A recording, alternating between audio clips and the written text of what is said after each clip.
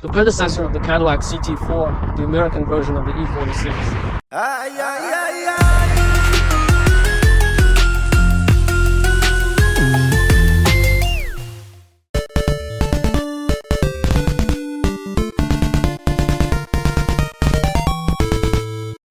To find a competitor from the same brand for the CT4 featured in our last video, I dug into my 6 TB material and found this ATS footage. This was shot 2 summers ago when the skies were always blue, the curbs at Ruisi Circuit weren't painted yet, and my little blue car was parked roadside.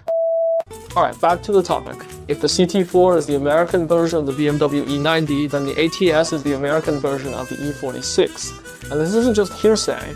Rumor has it the ATS was actually modeled after the BMW E46. It seems like some engineers at General Motors are die-hard BMW fans, continuing BMW's legacy whenever a model is discontinued.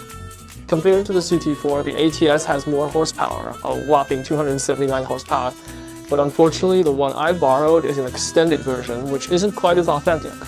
Also, the factory-installed Turanza tires are more about quiet comfort, and being quite old, they probably aren't in the best shape. The factory CT4 had a lap time of 1 minute and 2.5 seconds. Do you think this ATS is going to beat CT4?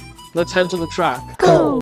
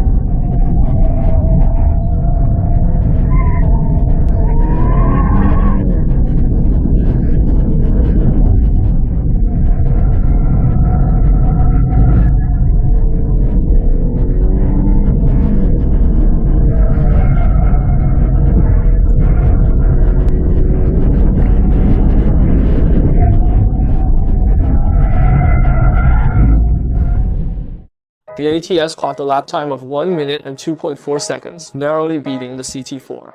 And the ATS did this in 30 degrees Celsius with a top speed of only 131 km per hour, even lower than the CT4.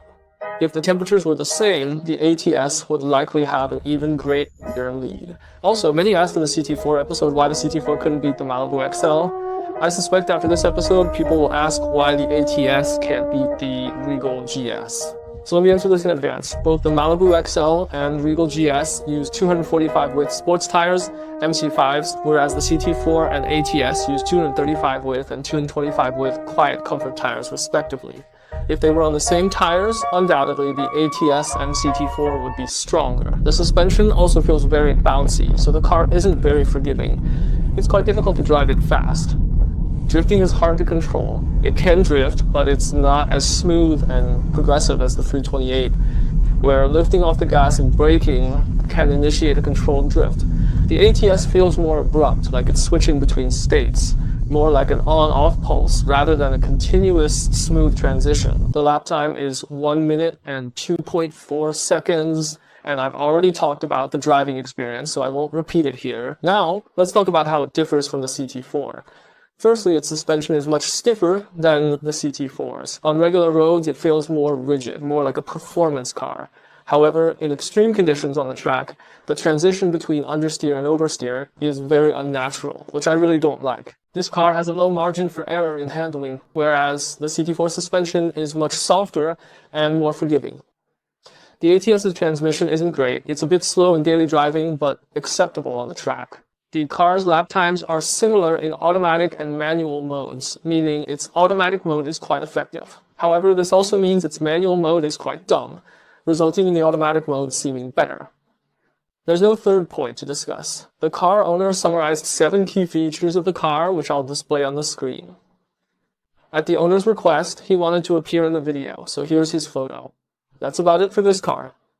If you ask me to choose between this car and the CT4, I'd definitely pick the CT4 because it looks better and its suspension isn't as harsh. I rate the driving experience as a B because it's not very smooth under extreme conditions. Okay, that's it for this video. Leave a comment below, share your insights, and don't forget to like, share, and subscribe.